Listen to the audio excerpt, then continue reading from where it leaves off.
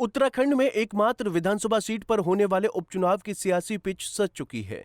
कौन इस पिच पर बेहतर खेल दिखाता है और कौन हवा के रुख को सही से भांपकर सटीक कदम उठाता है, ये तो आने वाला वक्त ही बताएगा। लेकिन केदारनाथ उपचुनाव पर पूरे देश की नजर गड़ी हुई है। इसकी वजह है अयोध्या की फैजाबाद लोकसभा सीट की तरह ही केदारनाथ विधानसभा सीट का हाई प्रोफाइल होना।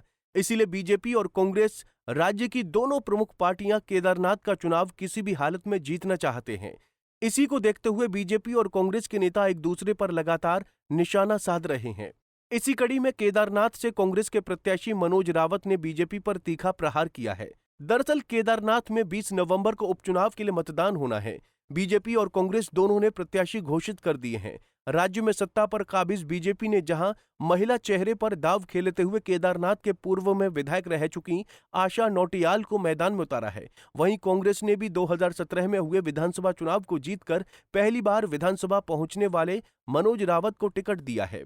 बता दें कि रावत टिकट मिलने के पहले से ही बीजेपी सरकार पर भू कानून लागू न करने और जमीन के खुर्द-बुर्द करने के आरोप लगा रहे हैं। बीती शनिवार को भी उन्होंने सीएम पुष्कर सिंह धामी पर राज्य में जमीनों को लेकर लोगों के साथ धोखा करने का आरोप लगाया था। वहीं सोमवार को ऊखीमठ में नामांकन करने से पहले उन्होंने सीएम धामी पर तीखी टिप्पणी की है।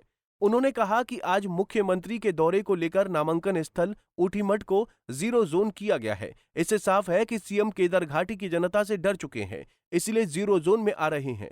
प्रदेश की भ्रष्ट भाजपा सरकार को सबक सिखाने के लिए केदारनाथ उपचुनाव में कांग्रेस मजबूती से जीत दर्ज करेगी।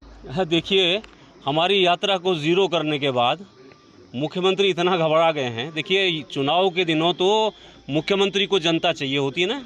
अब जनता, जिनको जनता चाहिए हो, जिस दिन जनता चाहिए हो उस दिन जीरो जोन घोषित करना, वो अपनी नियति को खुद तय कर रहे हैं। मेरा ये मानना है जनता ने इनको जीरो कर दिया है और चुनाव के बाद ये सरकार और मुख्यमंत्री जी खुद ही जीरो हो जाएंगे।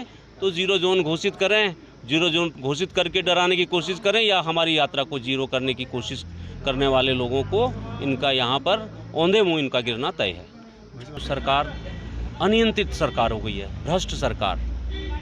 आप देखेंगे कि मसूरी का जो एवरेस्ट वाला इलाका है, जॉर्ज एवरेस्ट वाला इलाका, हजारों करोड़ की ज़मीन 1 करोड़ रुपये किराए पर देने वाली सरकार का पेट नहीं भर रहा है।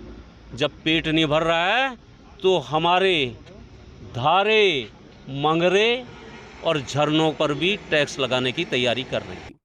आपको बता दें कि इसी साल जुलाई माह में शैला रानी रावत के निधन के बाद से ही केदारनाथ विधानसभा सीट रिक्त चल रही है, जिसके लिए 20 नवंबर को मतदान होना है, जबकि 23 नवंबर को नतीजा आना है। गौरतलब है कि कुछ माह पहले हुए बद्रीनाथ और मंगलौर में हुए उपचुनाव में बीजेपी को हार का मुंह देखना पड़ा था। इसीलिए बीजेपी के लिए केदारनाथ का उपचुनाव जीतना प्रतिष्ठा का सवाल बना हुआ है। वहीं कांग्रेस पिछले 2 उपचुनाव जीतने के बाद इस चुनाव को जीतने का कोई मौका नहीं गंवाना चाहती। पंजाब केसरी टीवी के लिए रुद्रप्रयाग से भूपेंद्र भंडारी की रिपोर्ट।